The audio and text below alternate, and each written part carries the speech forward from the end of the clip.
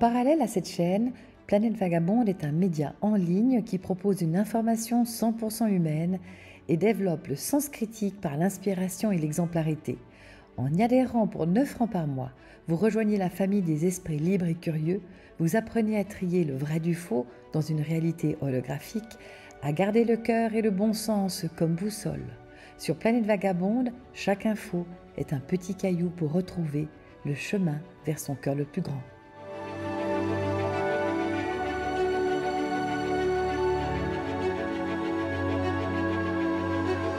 Bonjour Olivier Claire, Bonjour Isabelle Alexandrine.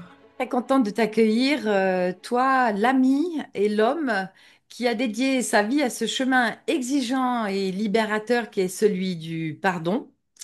Tu es écrivain, conférencier et formateur, tu es l'auteur de nombreux ouvrages sur le pardon, la conscience et la guérison du cœur.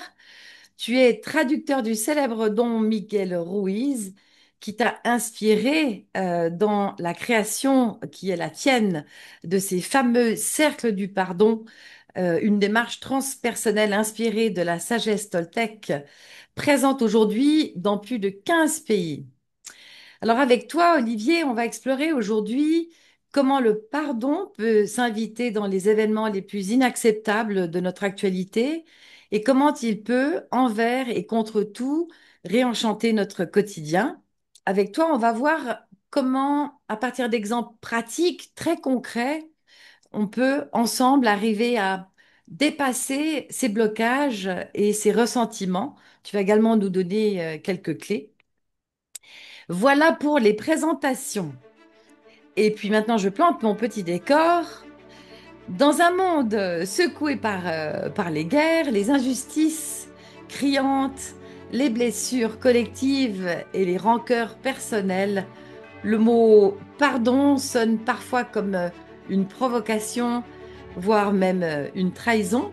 Et pourtant, n'est-il pas l'une des clés les plus puissantes de transformation intérieure et de pacification du monde? Et j'aimerais commencer par te demander de nous raconter ce qui, dans ta propre vie, t'a conduit à faire du pardon ton chemin de cœur et d'action. Hmm. Alors écoute, j'ai l'habitude de dire, certains m'ont entendu dire ça plein de fois, que le pardon faisait pas partie de mon plan de carrière du tout. Je pense qu'on m'aurait dit il y a 15-20 ans que je consacrerais autant d'années de ma vie à ça. Ça m'aurait soit fait sourire, soit j'en aurais pas cru un mot. Parce que j'ai fait beaucoup de choses, j'ai écrit sur beaucoup de sujets différents.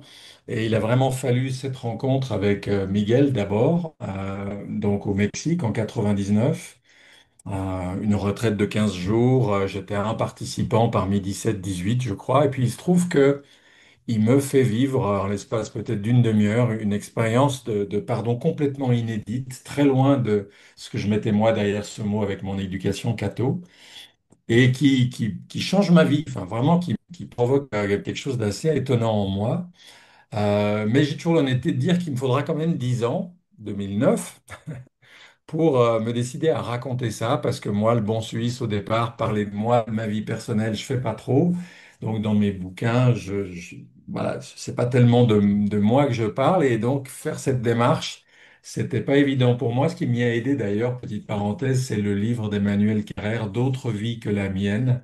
J'étais très très touché par ce livre, et je me suis rendu compte que quand un auteur a le courage de parler de soi d'une façon aussi personnelle, ben, ça vient nous toucher, parce que paradoxalement, à travers l'individuel, il y a quelque chose de collectif qui se joue. Donc ça m'a aidé à écrire ce livre. Et puis, il se trouve que l'écriture de ce livre a amené tout de suite une demande derrière, qui était de faire des ateliers, ce qui n'était pas du tout mon objectif. Et puis je me suis dit, bon, j'en ferai un ou deux dans l'année quand ça se présente. Puis en l'espace de très peu de temps, je me retrouve à en faire un à deux par mois. Et puis là, je me rends compte qu'on vit dans une société où il y a une vraie demande par rapport au pardon. D'abord parce que beaucoup de gens sont sortis des religions dans lesquelles ils ont grandi, donc ils croient que le pardon, ça n'appartient qu'à la religion. Donc leur faire découvrir qu'on peut vivre ça sans avoir besoin d'adhérer à aucune religion que ce soit, c'était une vraie découverte.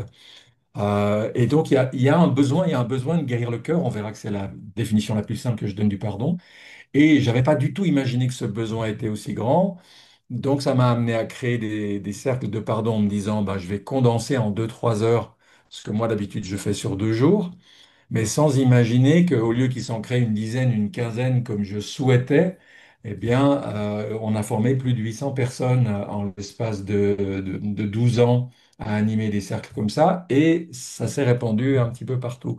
Donc, c'était pas, comme j'ai dit au début, c'était pas mon plan de carrière, c'était pas mon objectif, mais en même temps, une fois que je me suis retrouvé dedans, d'abord, j'ai vu que j'y étais comme un poisson dans l'eau.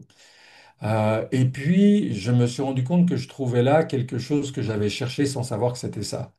Je me suis passionné depuis en gros 97, 98, au moment où j'ai travaillé avec les éditions Jouvence. On a publié Miguel Ruiz, on a publié Marshall Rosenberg, on a publié Jean-Jacques Crèvecoeur, on a publié différents auteurs qui parlaient de relations.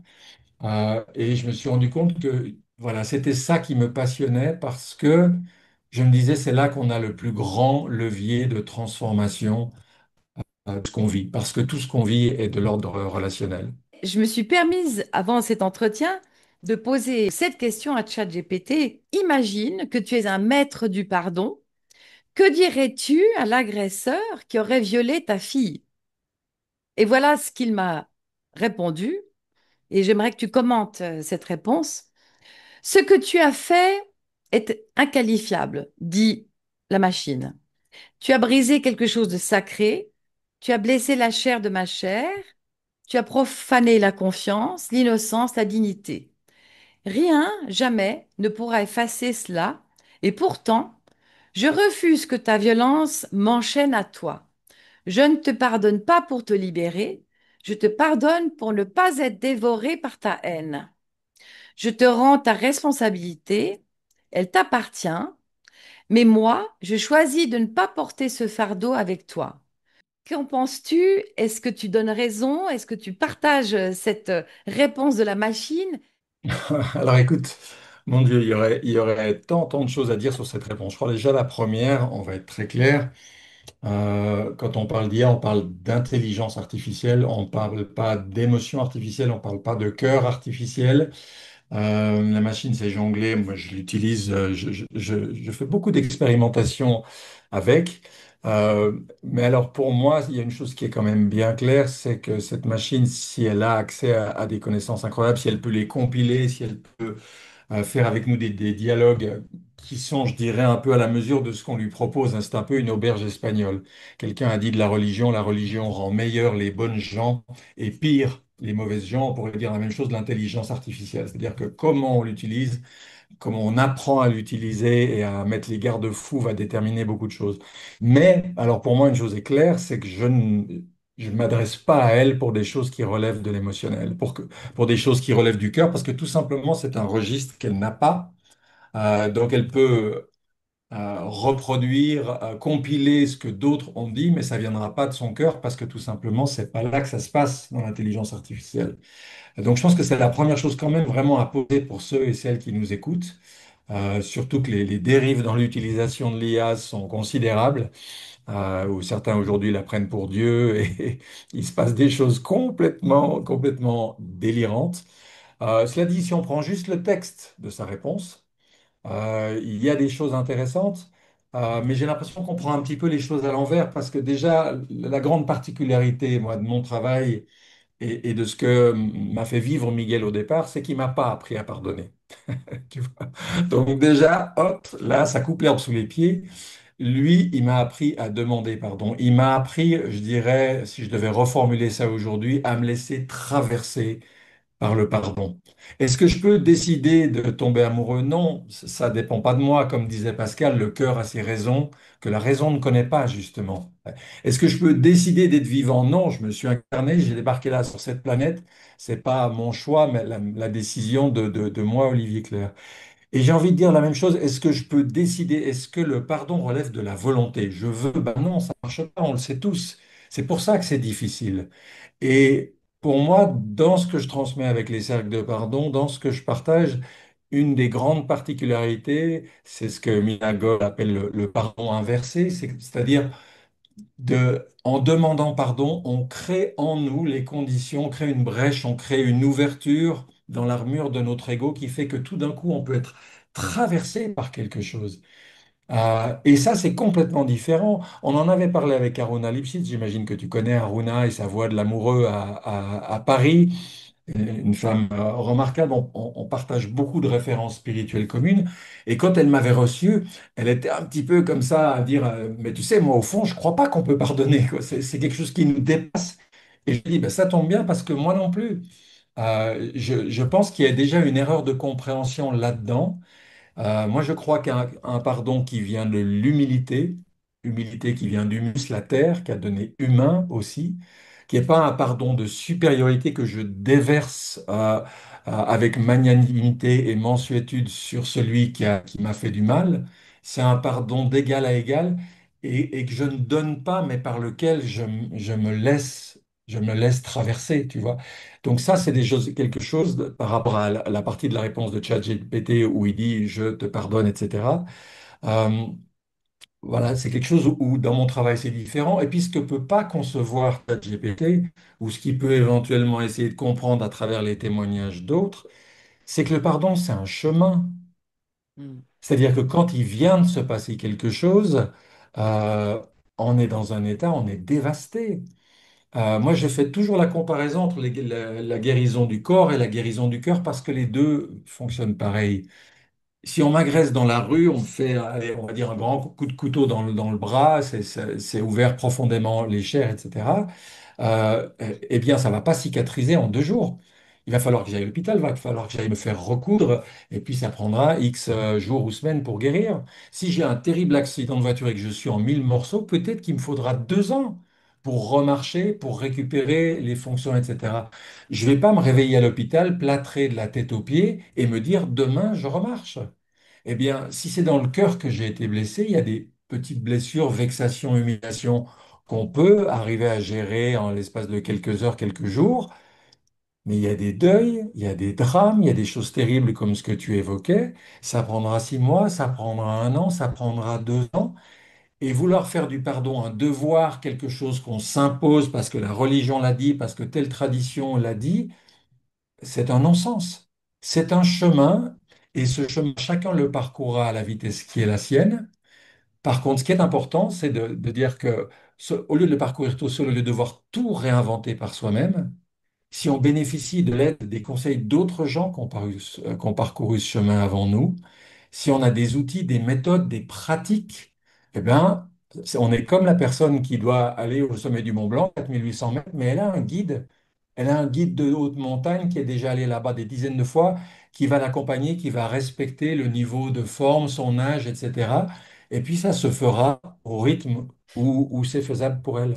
Alors, avant de passer à des exemples concrets aussi, d'autres exemples concrets, est-ce que dans le cadre de ces cercles du pardon, évidemment, je suppose que tu proposes des clés. Alors, il n'y a sans doute pas un mode d'emploi à se faire pardonner ou à pardonner, mais qu'est-ce qu'il se passe concrètement dans ces cercles du pardon?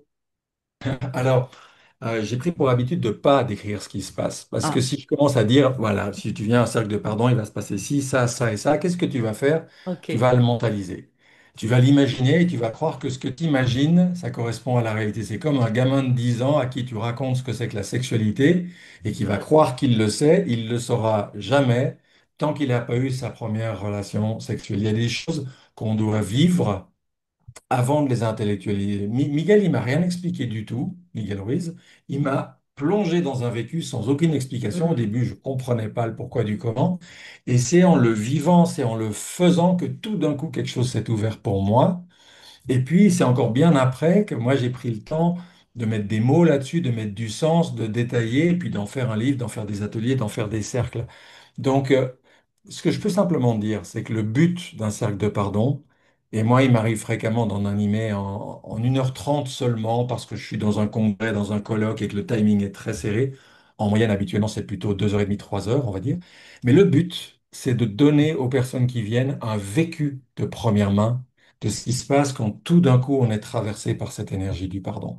Cette espèce de lâcher prise, cette douche du cœur, comme je l'appelle, parce qu'on a vraiment l'impression que quelque chose vient nous laver, nous nettoyer de l'intérieur.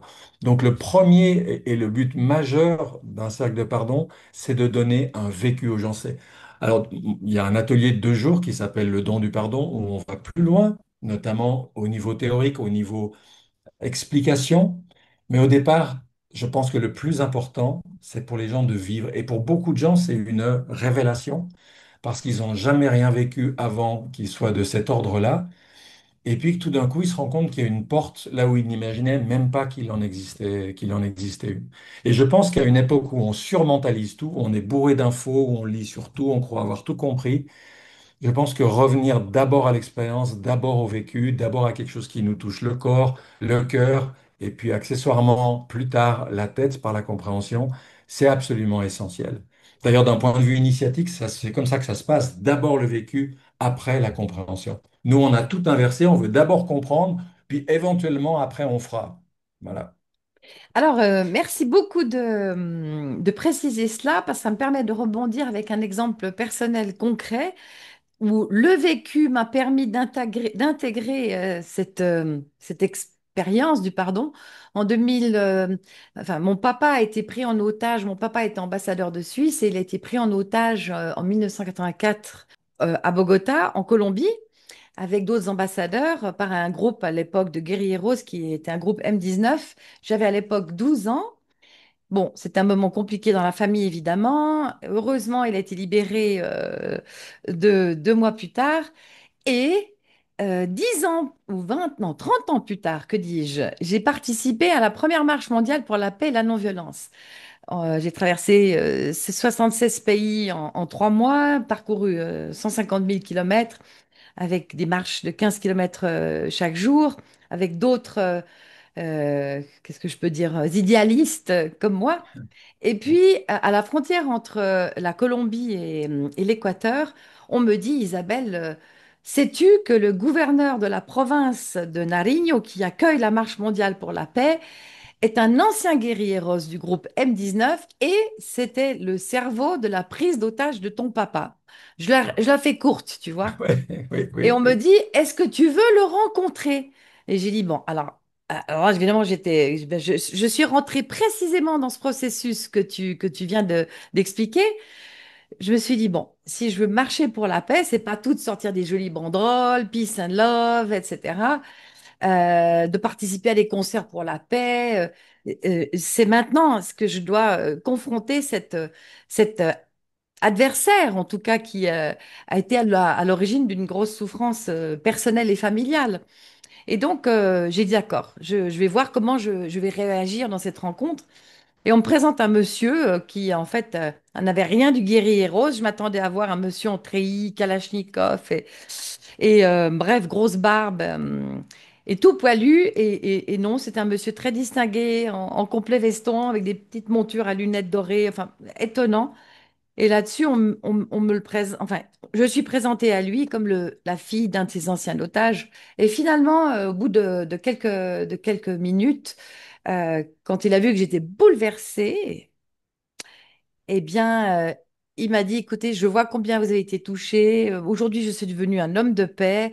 Je suis devenu un politicien qui sert un programme pacifiste, raison pour laquelle j'accueille la marche mondiale sur mon terrain. Et j'aimerais vous demander pardon.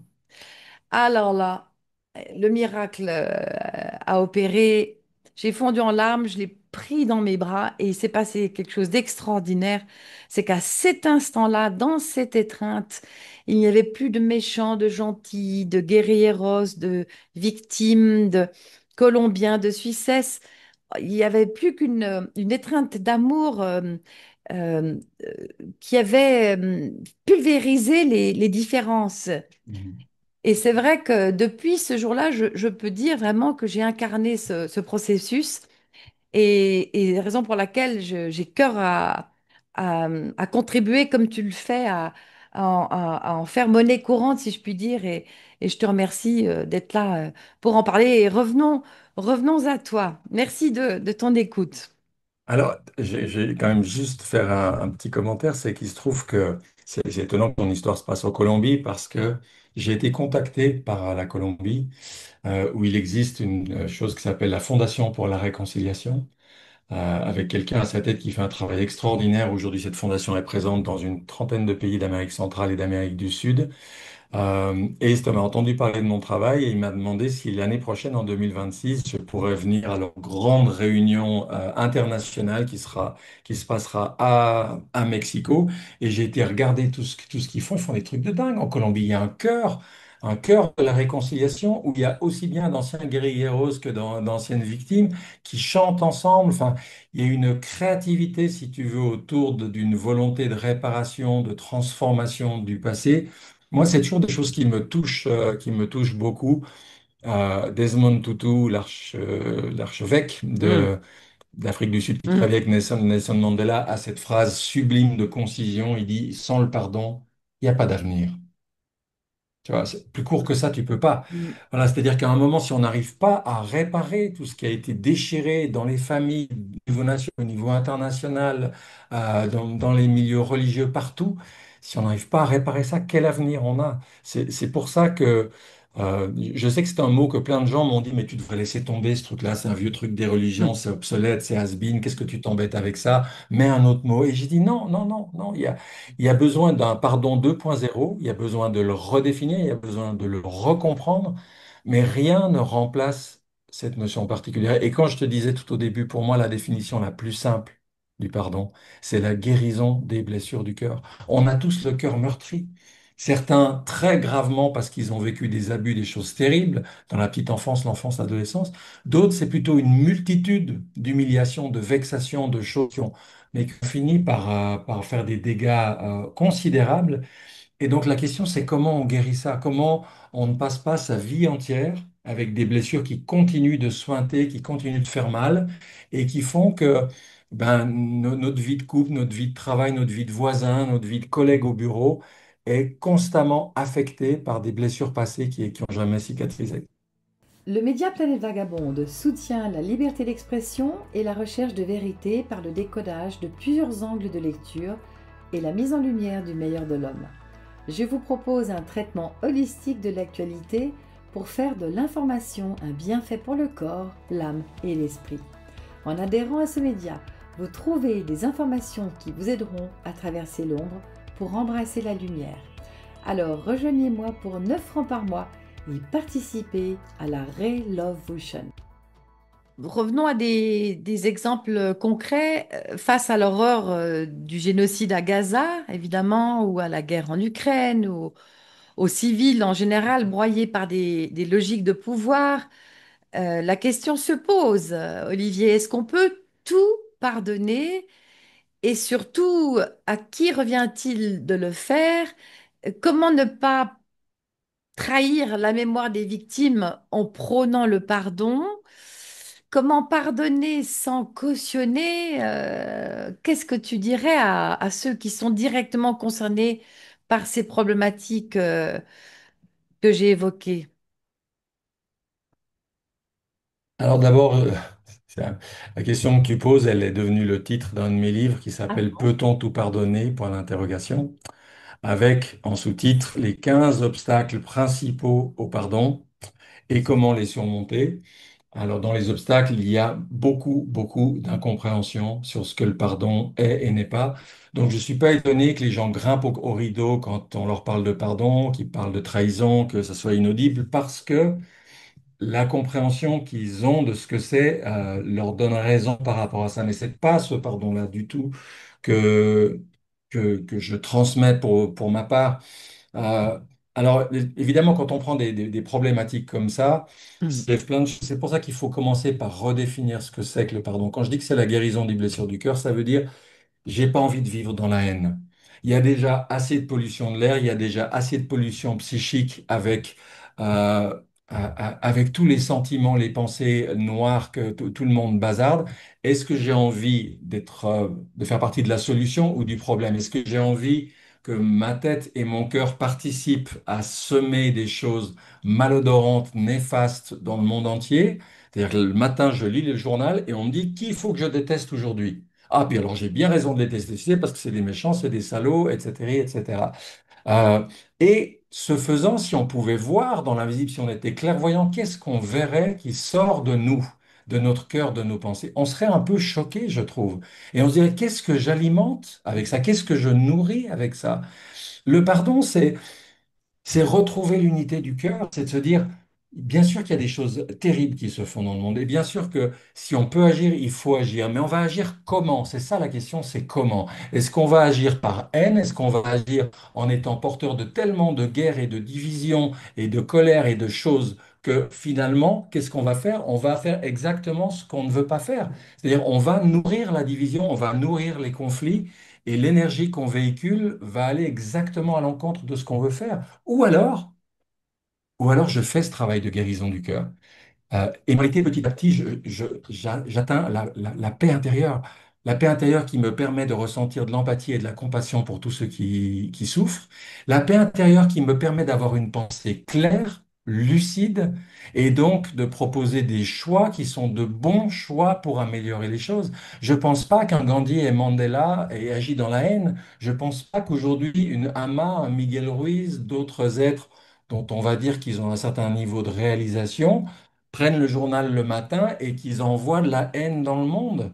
Ce qui s'efforce de faire, c'est d'accroître une énergie d'amour qui n'est pas une énergie nunuche, cuculapraline, bisounours, qui est une énergie qui demande beaucoup de courage pour ne pas céder à la tentation de la haine. Pour ceux qui ne sont pas au courant, en 2018, j'avais traversé toute l'Europe en camping-car comme journaliste à la rencontre de gens ordinaires extraordinaires que j'ai appelés les nominés de la joie et dont on peut voir le film gratuitement sur la chaîne YouTube de Planète Vagabond. Donc, un film profondément réparateur et guérisseur.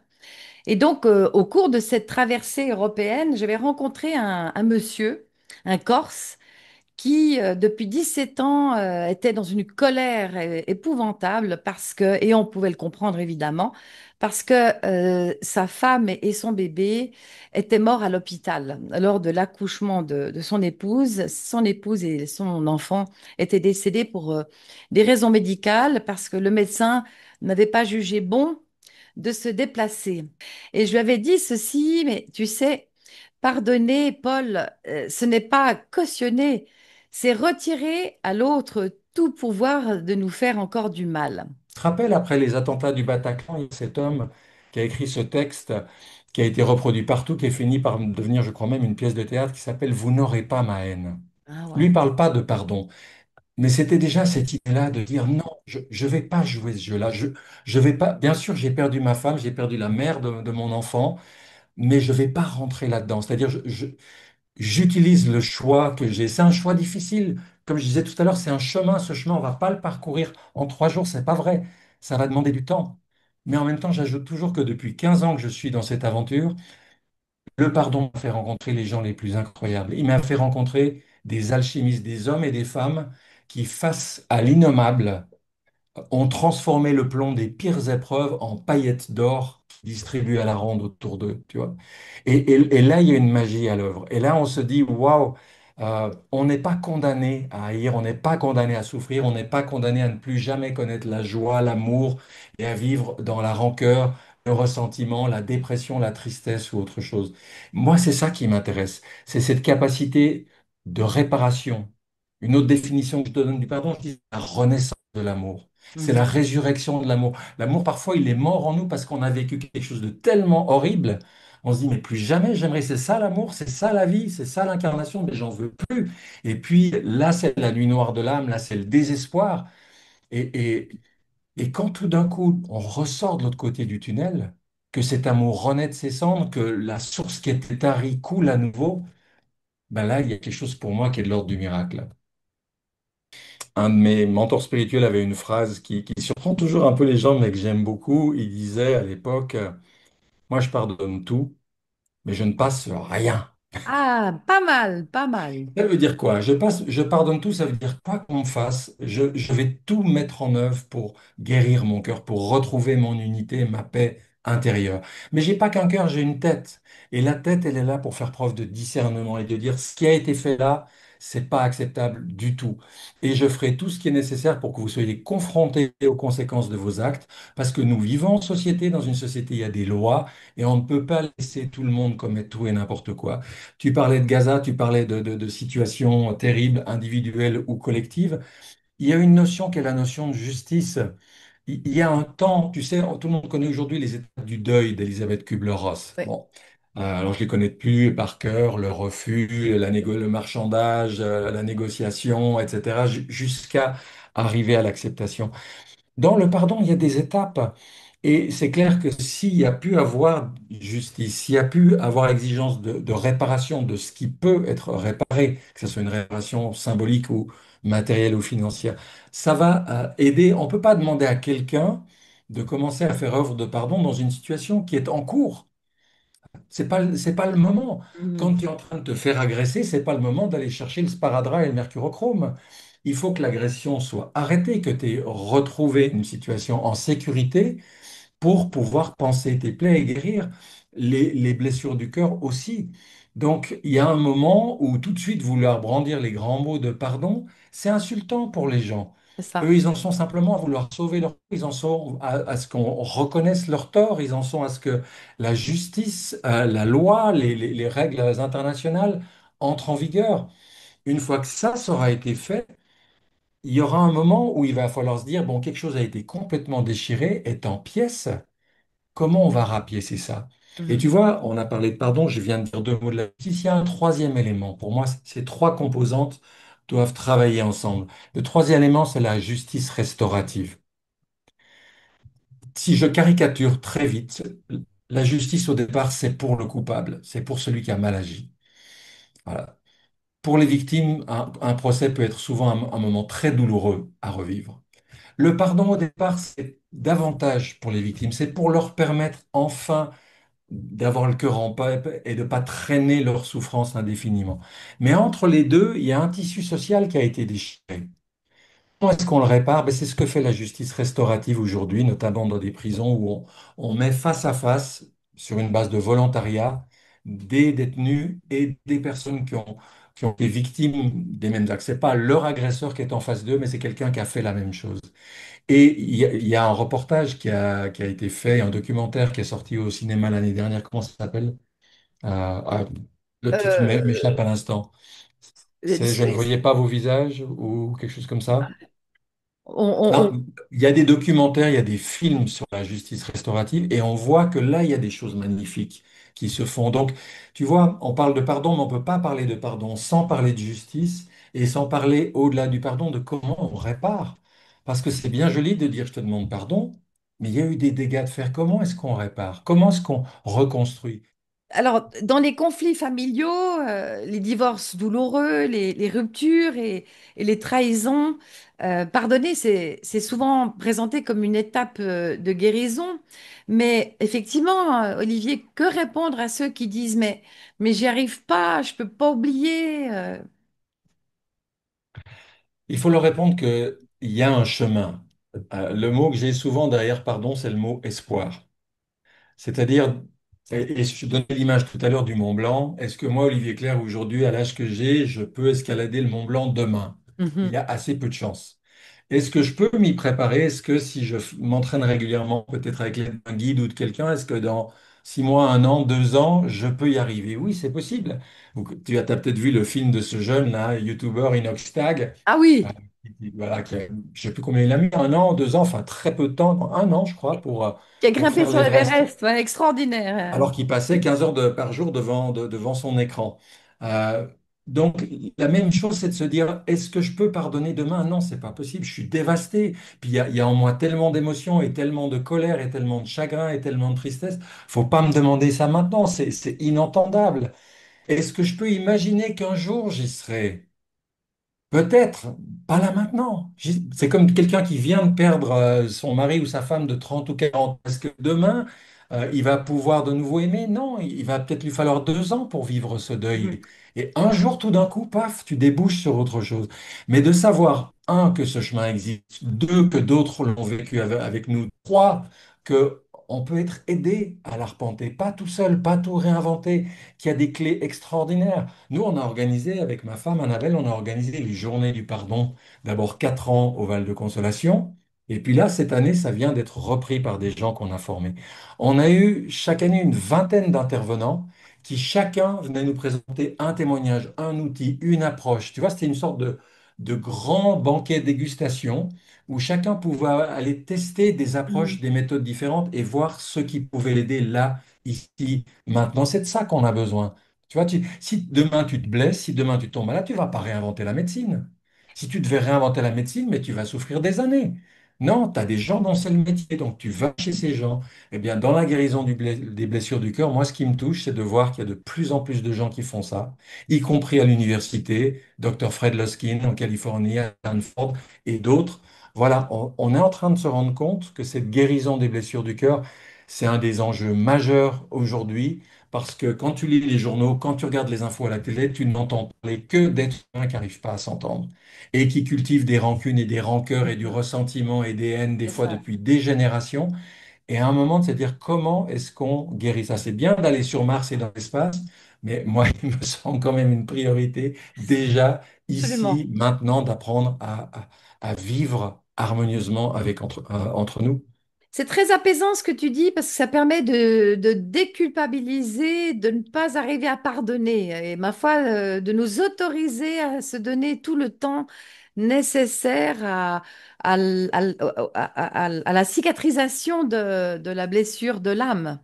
Exactement. Et il y a deux travers à éviter. Un, c'est je mure mes sentiments et mes émotions. Symboliquement, je construis une digue devant la vague qui arrive. Et là, ben, tout ce que je garde à l'intérieur de moi, quand on dit garder rancune, ce qu'on ne sait pas, c'est qu'on s'empoisonne, c'est qu'on s'intoxique. Et très concrètement, ça entraîne des maladies, ça entraîne une diminution de l'espérance de vie. C'est à soi-même qu'on fait du mal. Puis Mhm. l'autre travers, on a toujours la même vague. Là, on ne construit pas une digue devant, mais on fait souffler les vents du mental à 200 km/h et on transforme une vague de 2 mètres de haut en un tsunami de 10 mètres. C'est-à-dire qu'on entretient ses émotions, on entretient son chagrin, on entretient sa colère pendant 1 an, 5 ans, 10 ans. Et là, on se fait encore plus de mal à soi, et puis ça se répand partout. Donc qu'on soit traversé par une vague émotionnelle, Mhm. bien sûr, mon Dieu, ça nous arrive, et quelle vie humaine n'en est pas ponctuée, mais de pouvoir accompagner ça, de se donner, comme tu disais tout à l'heure, le temps nécessaire à être traversé par ça, et arriver tout d'un coup à un rivage serein, et pouvoir passer à un autre moment de sa vie, c'est des choses aussi simples que ça qu'on a besoin d'apprendre.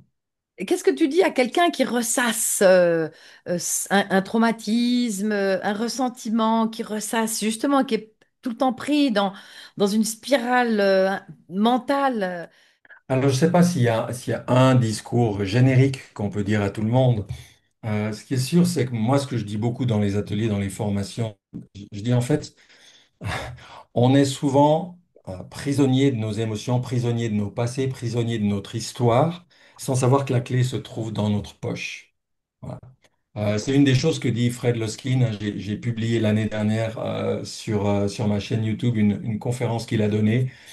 Comme elle durait que 40 minutes, j'ai pris le temps de récupérer la transcription en anglais, la traduire en français et ensuite incruster manuellement les 40 minutes parce que ça s'appelle Pardon et bonheur. Mais cet homme, ça fait 30 ans qu'il étudie le pardon dans un cadre universitaire avec vraiment des études, des statistiques, des choses. Et une des choses toutes simples qu'il dit, mais pardonner, c'est changer d'histoire. Changer d'histoire. T'imagines? C'est-à-dire que ce qui est arrivé, on va pas changer ce qui est arrivé. Ce qui est arrivé, c'est comme quelqu'un qui a balancé des grosses pierres dans ton jardin. Qu'est-ce que tu vas faire avec ces pierres? Est-ce que tu vas construire un donjon tout noir, triste et froid? Ou est-ce que tu vas le tailler et en faire une jolie petite maison de campagne? Mhm. Avec les mêmes faits, avec les mêmes choses, tu peux construire deux histoires complètement différentes. Et tous ceux qui ont fait œuvre de pardon, et j'en ai rencontré plein, eh bien, les faits sont toujours là. S'ils ont vécu le génocide rwandais, il est toujours là. S'ils ont perdu leurs enfants de manière tragique, c'est toujours là. Mais l'histoire qui se raconte a complètement changé et les hommes et femmes qui sont devenus aujourd'hui sont plus du tout les mêmes. Ils pointent tous ces gens vers une liberté intérieure qu'on a qui est immense, mais que la plupart d'entre nous ne connaissons pas parce qu'on ne nous l'a pas montré. Mais tu lis Viktor Frankl, le fondateur de Ah, la mais logothérapie, tu lis raconte, Krishnamurti, raconte, tu lis raconte. Miguel Ruiz, tu lis Tu- Byron Katie. Ouais. Tous ces gens-là, avec un langage différent, ils pointent vers un même espace de liberté intérieure que nous avons, mais que on peut mettre longtemps à découvrir, à moins que quelqu'un nous le montre et qu'on parvienne à l'exploiter. Tu veux bien nous raconter l'histoire de Viktor Frankl parce que c'est vraiment un très beau témoignage. Si tu t'en souviens. Alors, bah, l'histoire de Viktor Frankl, c'est que déjà, bon, c'est quand même quelqu'un qui a un niveau de réflexion assez développé, puisqu'à 16 ans, il échangeait avec Freud, qui a publié certains échanges épistolaires entre eux deux dans sa revue de psychanalyse. À 19 ans, ou quelque chose comme ça, 20 ans, bah, lui et toute sa famille se retrouvent déportés. Donc, lui, il va faire 2 ou 3 camps de concentration différentes. Je ne sais pas combien de temps il va y passer, 3 ans, quelque chose comme ça. Et vient un moment où, dans ces conditions parmi les plus atroces qu'on puisse imaginer, il va se rendre compte qu'entre le stimulus et la réaction, il y a un espace. Il y a un espace de choix.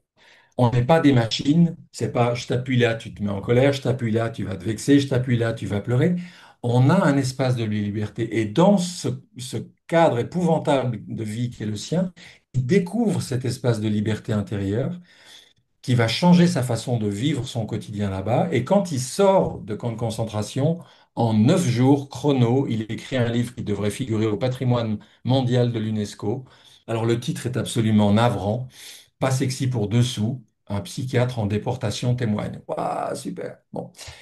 Une grande partie de ce livre a été repris dans un autre livre qui s'appelle Découvrir un sens à sa vie, qui pose les bases de ce qu'il a développé après, qu'est la logothérapie. Logo comme logos, comme le sens, la thérapie par le sens. Parce qu'il dit, tant que j'arrive à trouver un sens à ce qui m'arrive même de pire, eh bien, je peux grandir, je peux avancer, je peux cheminer avec ça.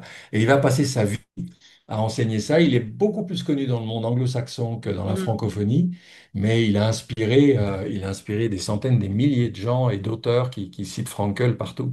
Il y a aussi le fameux film La vie est belle de Oui, de Roberto Benigni. Roberto Benigni, effectivement, qui fait découvrir ou en tout cas vivre à son fils l'expérience du camp de concentration de manière ludique, comment dire, en embellissant tout ce qu'ils vivent, de sorte à ce que le gamin ne se rende pas compte au fond qu'ils vivent l'enfer.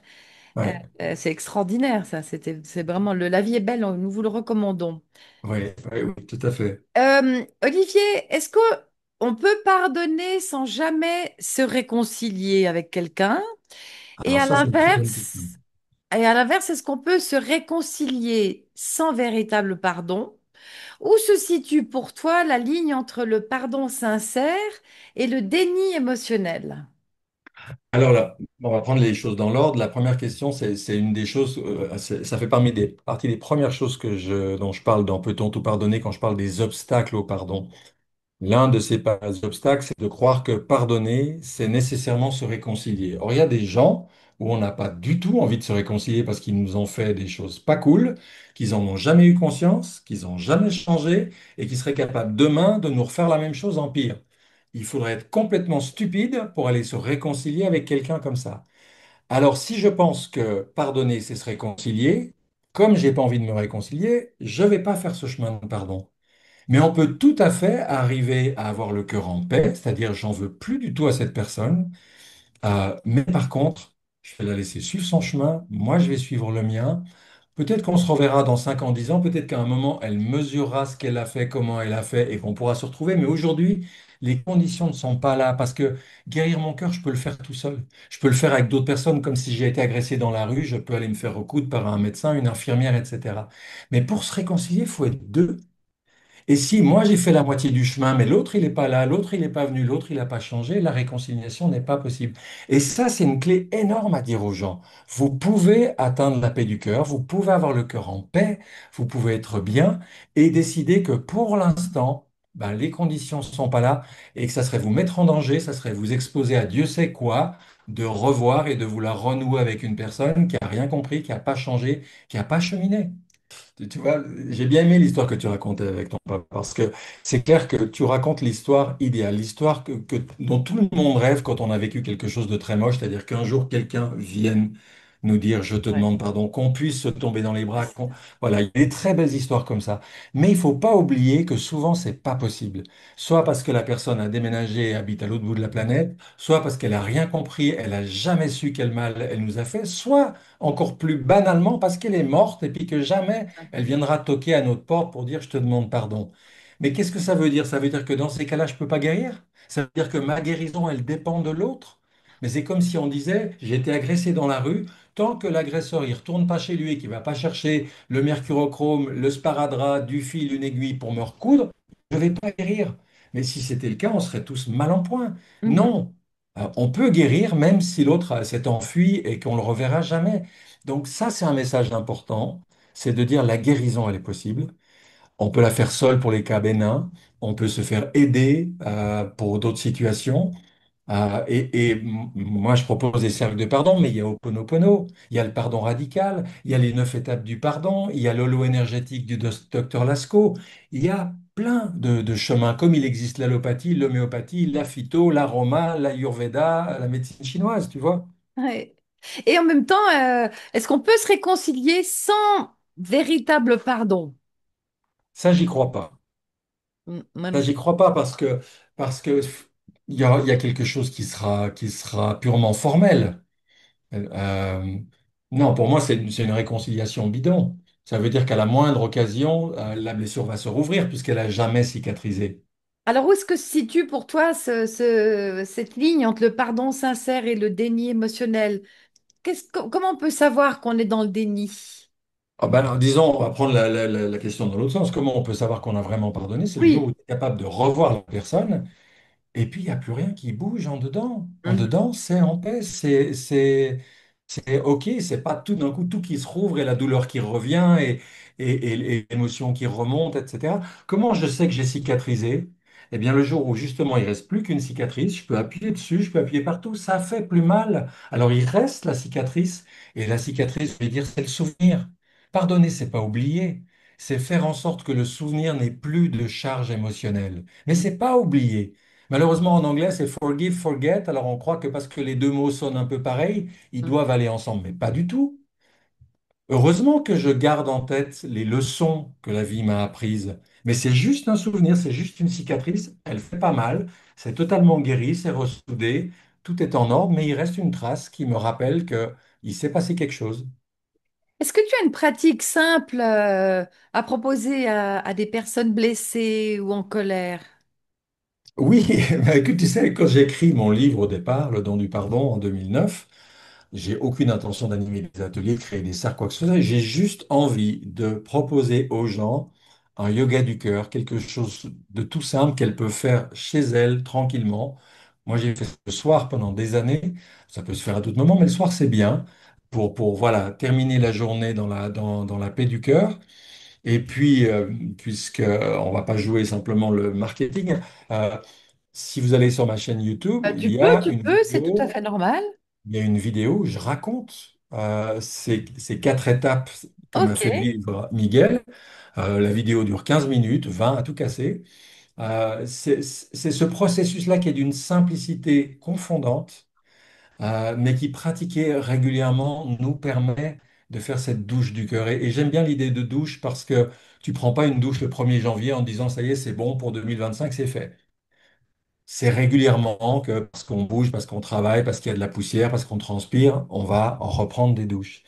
La douche du cœur, mais il nous arrive sans arrêt des trucs. Il y a des trucs qui nous énervent, qui nous agacent, qui nous attristent. Je sais pas pour toi, mais moi, je suis pas un saint, donc je suis traversé par des émotions.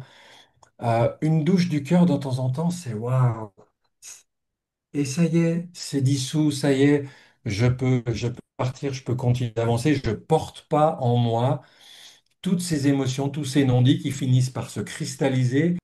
Alors, à l'heure où les jeunes grandissent dans un climat de peur, très anxiogène, avec des crises successives, des défiances généralisées, comment leur transmettre? Est-ce que tu les sens réceptifs à la force du pardon, sans leur mentir sur la dureté du monde? Est-ce que le pardon est encore un outil d'éducation? Est-ce qu'il y a une écoute auprès des jeunes pour l'outil ou le pouvoir du pardon? Alors, c'est encore une question intéressante parce que Figure-toi que les premières années, à tous mes ateliers, pardon, j'avais pratiquement personne en dessous de 40 ans. Ouais. Et ça m'a étonné jusqu'au moment où je me suis dit, mais non, c'est normal.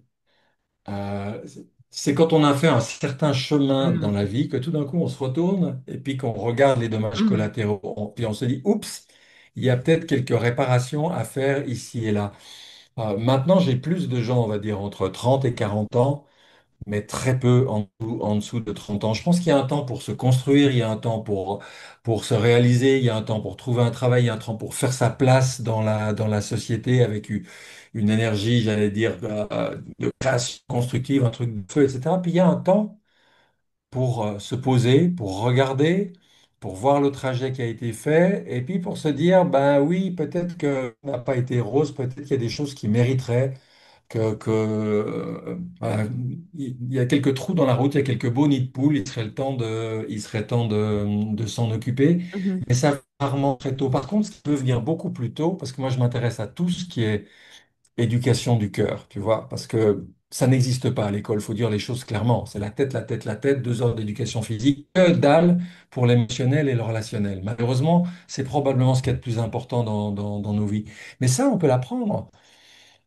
Que ça soit la CNV, la communication non violente, que ça soit les accords Toltec, que ça soit d'autres approches, on peut éduquer le cœur, on peut apprendre à exprimer ses émotions, on peut apprendre à gérer les conflits, on peut faire en sorte d'avoir un cœur qui fonctionne bien et qui n'est pas complètement atrophié avec un mental surdéveloppé. Pour l'instant, on crée des générations entières d'analphabètes relationnels et émotionnels.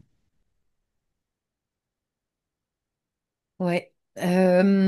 Tu as évoqué dans beaucoup de tes livres une forme de magie du pardon, une capacité à transformer le plomb des blessures en or de conscience. Est-ce que tu as été témoin de transformations fulgurantes, presque miraculeuses dans tes cercles du pardon? Est-ce que tu peux nous raconter deux, trois belles histoires, s'il te plaît? Alors, qu'est-ce que... Alors, il y a des histoires, oui, il y a des histoires assez amusantes. J'ai envie de commencer par une histoire rigolote, Vas-y. euh, parce que celle-là, vraiment, elle m'a amusé. Un jour, dans un cercle de pardon dans le sud-ouest, en France, il y a une dame, 65, 70 ans, qui vient pour la première fois. Et puis, à ce cercle-là, il y a, je sais pas, une vingtaine de personnes, et il y a des gens qui sont déjà venus.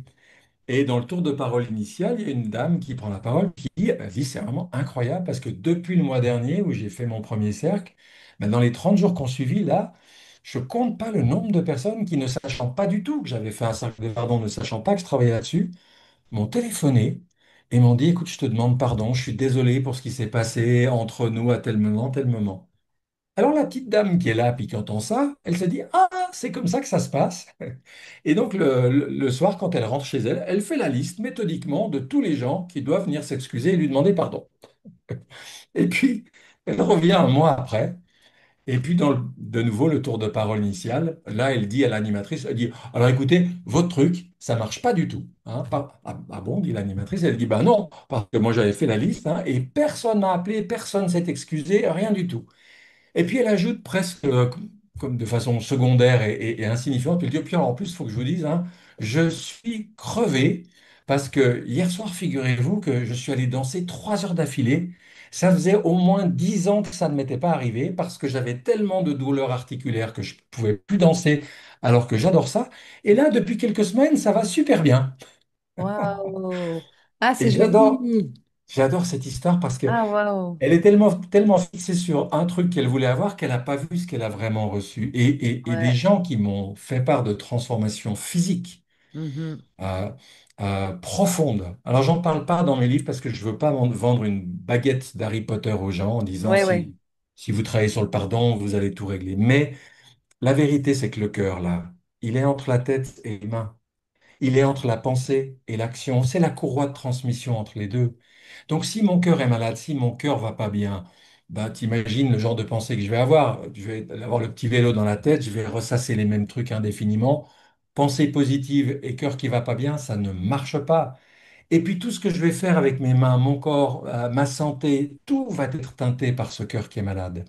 Donc, inversement, si j'opère cette guérison du cœur, ben, tout d'un coup, je vais voir que mes pensées vont être beaucoup plus libres, beaucoup plus lumineuses, moins tournées en rond. Et puis, je vais sentir une légèreté dans mon corps. Donc, peut-être que des tensions que j'avais dans certains muscles, dans le dos, des problèmes gastriques, tout ce qui est finalement la somatisation, la cristallisation d'émotions en moi, ben, il y a des choses qui peuvent tout d'un coup se fluidifier, s'alléger. Et on en a eu des jolis exemples. Ah, si, j'ai une autre anecdote que j'aime beaucoup. Elle date, celle-là. Un jour, j'ai quelqu'un qui vient, alors c'était pas un cercle, c'était un atelier, pardon. Il en avait déjà fait un avec moi un an avant et il revient. Et ce qu'il nous a pas dit, c'est qu'il a fait ce cercle de façon un petit peu différente, c'est-à-dire un peu comme les constellations familiales. C'est-à-dire, avant le rituel final, il nous a expliqué qu'en fait, sa vie avait pris une tournure catastrophique à 23 ans. La même année, il se fait larguer de façon très trash par sa copine et il se fait virer de façon à peu près aussi trash de son premier emploi. Et ça l'a complètement bouleversé, ça l'a plombé. Ça fait 30 ans qu'il a tout le temps froid, qu'il met quatre pulls, qu'il est replié sur lui-même et pas bien dans sa vie. Et donc là, il se dit, ben, il faut que je règle ces deux trucs. Donc dans le cercle, il regarde les participants, puis il dit, bon, ben, lui là-bas, il va représenter mon ancien employeur, puis elle là-bas, ça sera ma copine de l'époque. Et il vit son rituel, son cercle final. Et puis, à travers ces gens-là, ce n'est pas les vraies personnes, mais à travers ces gens-là, de façon transpersonnelle, il y a quelque chose qui se libère, il y a quelque chose qui lâche. Donc il nous raconte ça à la fin, et puis il n'avait plus qu'une petite chemise, puis il dit, et là maintenant, j'ai chaud, j'ai chaud. Il dégageait une énergie qu'on ne lui avait pas vue, ni un an avant, ni là, durant ces 2 jours. Donc je pense qu'on sous-estime souvent ce que ce qu'on peut transformer en nous quand on vient agir là, quand on vient agir sur le cœur. Pas seulement la pensée positive, les intentions, la visualisation créatrice, les petites phrases que je me répète, mais venir trouver le moyen de libérer ce cholestérol émotionnel qui tapisse nos artères d'amour. Du fait que les cercles de pardon ont une dimension transpersonnelle, c'est-à-dire qu'il y ait 10, 20 personnes ou plus qui soient là, les pardons qui s'échangent vont bien au-delà des personnes physiquement présentes là. Et ça, je trouvais ça tellement frappant que il m'est venu l'idée, je disais souvent, il faudrait qu'on crée une caravane du pardon et qu'on aille sur des lieux historiques où il reste des empreintes très fortes du passé et qui font que toi, tu es touriste là ou toi, t'emménages là et tout d'un coup, tu te prends des mémoires, des images, des choses qui t'appartiennent pas et qui peuvent être très, très plombantes. Un exemple, un ami visitait un jour un château cathare un dimanche en famille, tu sais, la balade dominicale. Et puis, arrivant vers ce château, tout d'un coup, il voit une vision, un chevalier en armure avec une lance qui lui fonce dessus et qui le transperce. Et lui perd connaissance et il se réveille quelques heures après à l'hôpital. Et c'est là que ça devient intéressant, c'est que le médecin qui vient le voir dans sa chambre lui dit, vous étiez sur tel endroit, tel château cathare, qu'est-ce que vous avez vu? Et mon ami me dit, moi j'ai dit que j'avais rien vu, que j'avais juste eu un malaise, que je ne vais pas finir chez les fous. N'empêche, le médecin va revenir 3 fois. 3 fois, il va lui poser la même question. Qu'est-ce que vous avez vu? Ça veut dire que ce médecin, ce n'était pas la première fois que quelqu'un finissait dans son service et que sur ce site, il avait vécu des choses violentes. Donc nous, ce qu'on a fait, ça a été lancé en 2018, l'idée de la caravane du pardon, c'est qu'on va sur des lieux comme ça, on fait un cercle de pardon. Les 3 fois qu'on l'a fait jusqu'à maintenant, on était plus de 80. Des gens de toute la France, la Suisse, la Belgique étaient là. Et on offre ce cercle à ce lieu. On n'est pas là pour nous, on n'est pas là pour guérir nos blessures et travailler sur nos histoires à nous. On est là pour que, à travers nous, ce qui a besoin de trouver paix, résolution, apaisement en ce lieu, puisse se vivre. Et à chaque fois, on a vécu des choses qui ont été particulièrement fortes. Donc oui, le pardon, je pense que ça va bien au-delà de ce qu'on voit. Et tu sais, quelque chose qui m'est arrivé souvent, et j'ai découvert en faisant un webinaire sur le pardon avec une dizaine d'autres intervenants aux États-Unis en début d'année, que les autres personnes qui travaillent sur le pardon voient la même chose, c'est que lorsqu'une personne se libère de son ressentiment, se libère de sa rancune et de sa haine, en fait, il libère l'autre en même temps. Et là, il se passe des choses étonnantes. Moi, un jour, j'ai une dame qui vient faire un atelier pardon avec moi. Le samedi soir, elle retourne dans son hôtel, elle renclenche le téléphone qu'elle avait laissé là. Elle nous avait expliqué dans la journée que ça faisait 5 ans qu'elle ne voyait plus son fils de 30 ans et qu'il lui parlait plus, qu'il était fâché contre elle. Elle renclenche son téléphone, un SMS de son fils. Je te demande pardon, maman. Ce fils avait aucune idée ni qu'elle vivait un atelier, ni que cet atelier était sur le pardon, mais elle, en faisant son travail à elle, elle libère quelque chose dans l'invisible, elle crée un espace. Alors, ça ne veut pas dire que forcément les autres vont prendre cet espace, mais il y a une ouverture qui est là. Absolument. Et Christiane Singer disait toujours que nous ne sommes pas connectés les uns aux autres, mais nous sommes tous les uns dans les autres. Raison pour laquelle, quand on libère quelque chose en soi, on le fait pour le collectif aussi. Et j'en profite en fait pour passer une information qui te concerne aussi. Comme tu viens d'évoquer, tu organises des événements de libération de lieux chargés par la souffrance. Et tu as été contacté par une de mes amies qui s'appelle Arlette Agassiz Et, pour t'associer à ce qu'elle est en train d'organiser, qui est la marche des chevaux pour un pardon mondial, qui se déroulera en Suisse, en France et dans plusieurs autres pays, probablement à Genève. On attend encore les autorisations le 19 octobre de cette année. Donc tout le monde est appelé à, et tout le monde est invité à s'associer à cette marche des chevaux pour un pardon mondial. Je vous invite à aller visiter son site marchedeschevaux.org. Alors dis-nous, Olivier, qu'est-ce qui fait que tu as accepté de t'associer à cet événement et qu'est-ce que vous allez proposer? alors j'ai accepté parce que déjà, il faut savoir qu'on a à ce jour, je crois, trois animateurs de cercle de pardon qui organisaient ou organisent encore des cercles de pardon avec des chevaux. J'ai pas eu l'occasion d'y participer, j'aurais dû le faire une fois au Québec où la première personne à lancer ça l'avait fait, Sandra.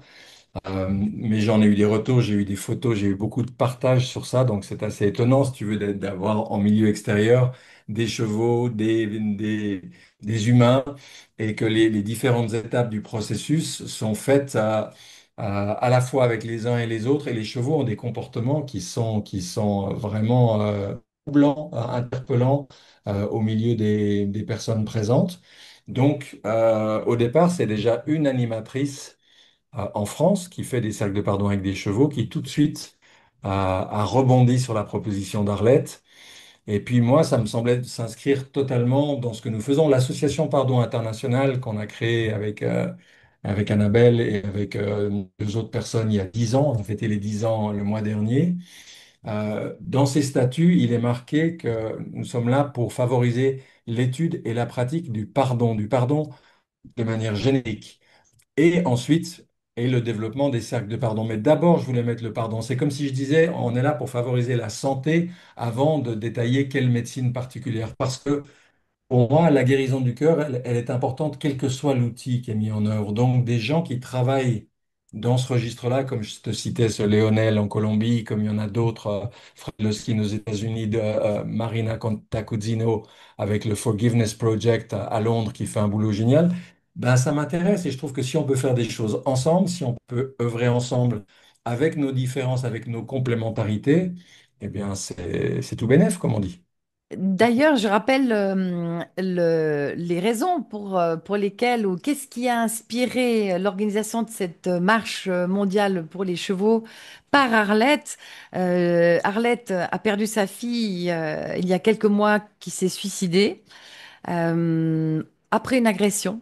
Euh, et je vous invite à écouter son extraordinaire témoignage. Il y a deux entretiens que j'ai eus avec Arlette Agassiz sur cette chaîne YouTube où précisément elle explique ce chemin de pardon vers l'agresseur de sa fille, en tout cas au bénéfice de l'agresseur de sa fille. C'est extrêmement puissant, c'est très touchant.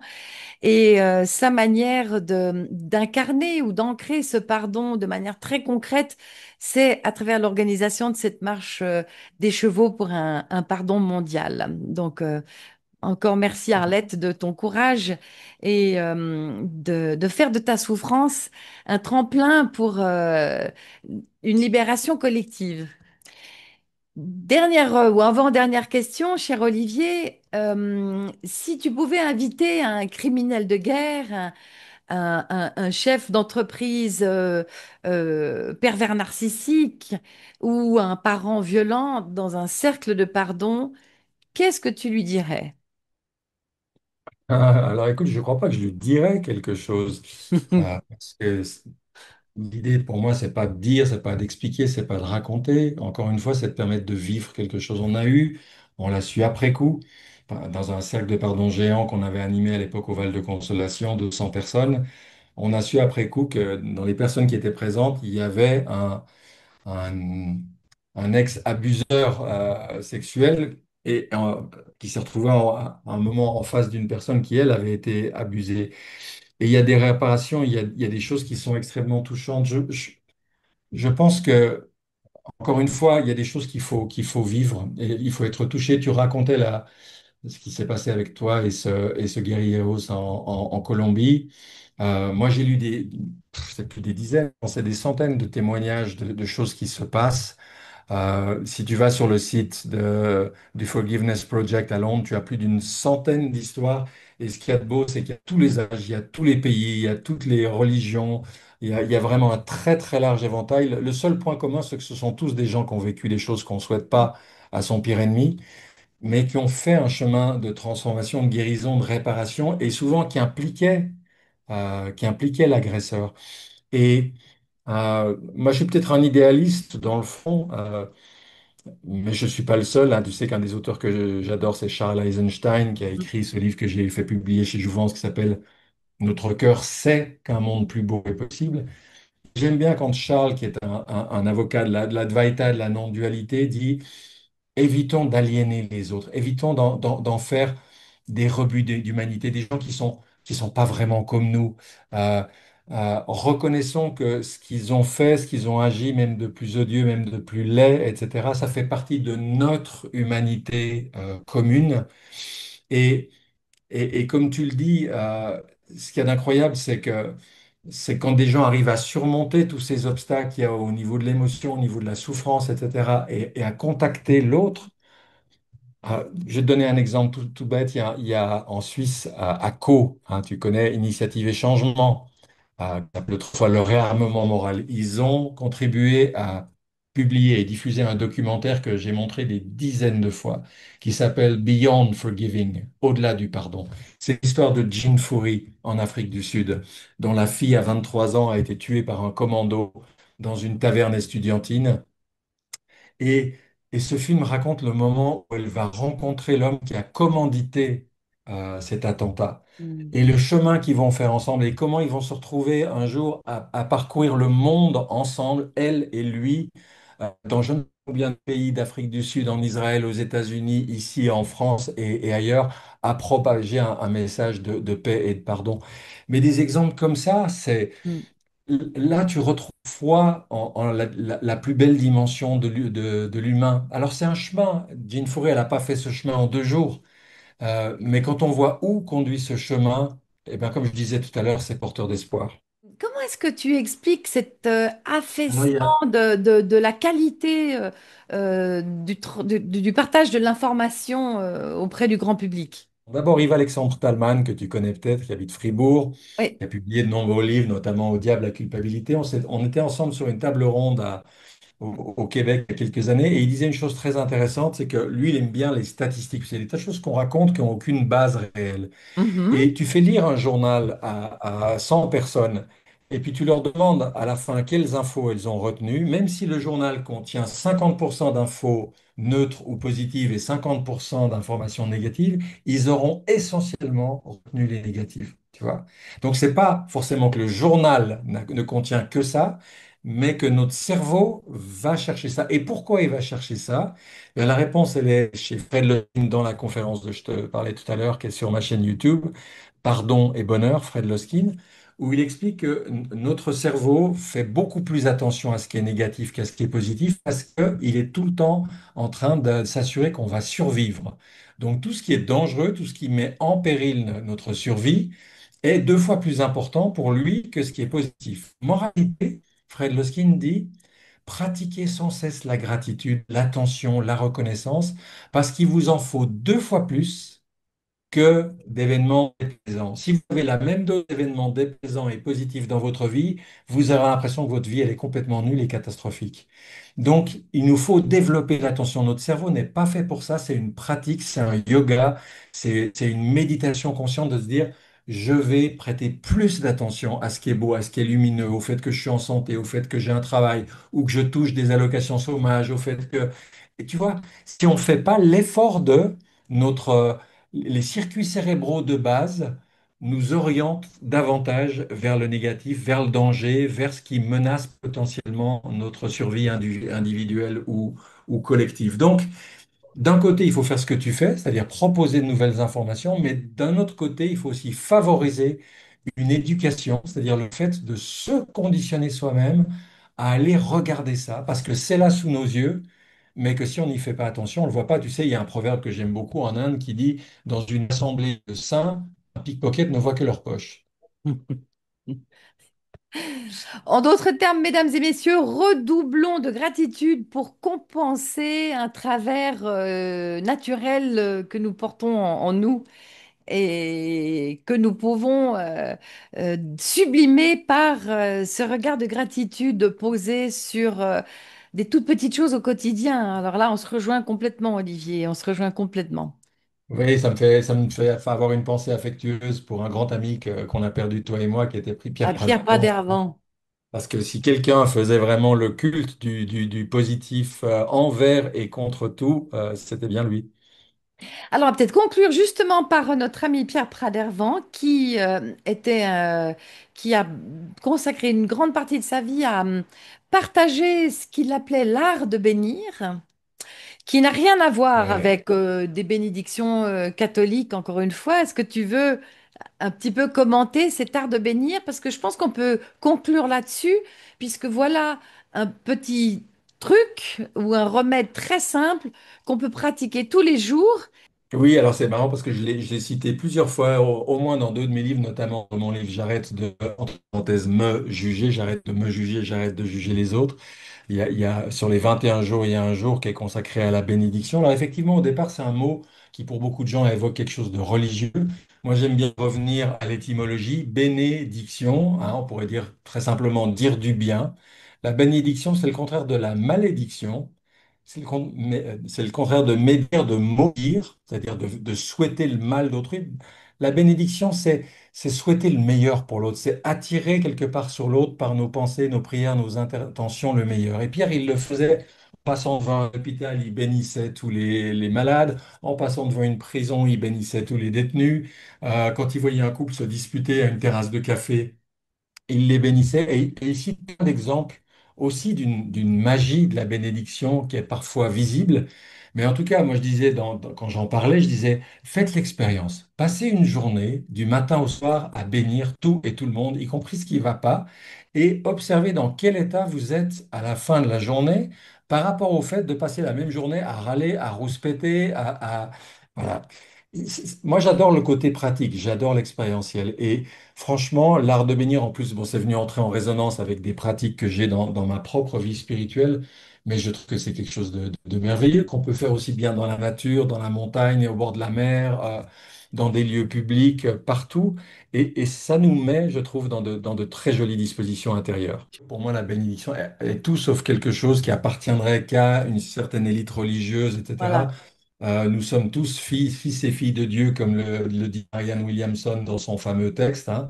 On a tous une étincelle divine, une flamme spirituelle en nous.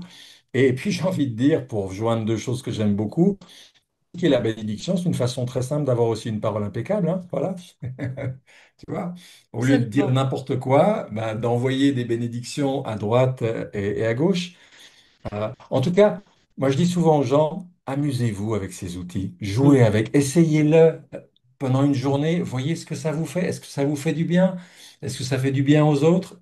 Et puis essayez-en un autre et cheminez avec ça. Quand on est gamin, on apprend tout en jouant. C'est quelque chose qu'il faut retrouver aussi à l'âge adulte, y compris pour des choses aussi sérieuses, entre guillemets, que le domaine spirituel. Alors, si vous êtes curieux d'en savoir plus, je vous invite à aller découvrir le site d'Olivier Clair, hein, olivierclair.fr, sur Point .com. lequel .com, s'il te Point plaît. com, sur lequel tu proposes diverses formations, ateliers, événements. Est-ce que tu as un événement que tu prépares d'ici la fin de l'année? Est-ce qu'il y a quelque chose sur lequel tu aimerais attirer notre attention? Alors, il y en a deux qui me viennent à l'esprit directement. J'animerai un atelier dont du pardon, comme j'en anime de nouveau depuis peu, hein, j'ai recommencé seulement il y a quelques mois. J'en animerai un dans le sud-ouest, donc il y a les précisions sur mon site effectivement, et Sur en le anime pardon, sur le sur le pardon. pardon, un Ok. atelier don du pardon que je co-animerai avec Sophie Dumont. Et puis en octobre aussi, avec Annabelle, on anime 2 fois par an une retraite qui dure 7 jours. Donc là, c'est pas que sur le pardon, c'est vraiment travailler sur les 4 dimensions de notre être, spirituelle, intellectuelle, affective et physique. 7 jours en résidentiel dans un lieu magnifique à côté de Chartres. La retraite s'appelle Genesis, 7 jours pour se recréer. Genesis, pas parce que je suis fan d'un groupe de rock, mais parce que c'est le nom de la Genèse en grec ou en anglais et que ça a 7 lettres en grec et en anglais et que ça n'en a que 6 dans le mot Genèse en français. Voilà. C'est le fil rouge, ce texte archétypal, mythique, extraordinaire est le fil rouge de ces 7 jours. Bon, ton image s'est figée. Ah voilà, ça y est, t'es de retour. Mais on t'a entendu parfaitement bien. Je te remercie infiniment, Olivier, pour cette fraîcheur, cet enthousiasme, cette sagesse que tu communiques depuis des années avec beaucoup de passion et de dévouement. Donc, un merci, un tout grand merci et puis Eh à ben, merci à bientôt. toi pour tout le travail que tu fais, pour ton média, pour ta chaîne, pour cette belle énergie de joie que tu distribues généreusement depuis tant de temps autour de toi. C'est un vrai cadeau. Merci, Olivier. Merci beaucoup. À bientôt sur la route de la joie. Ciao. Exactement. Ciao, ciao. Ciao.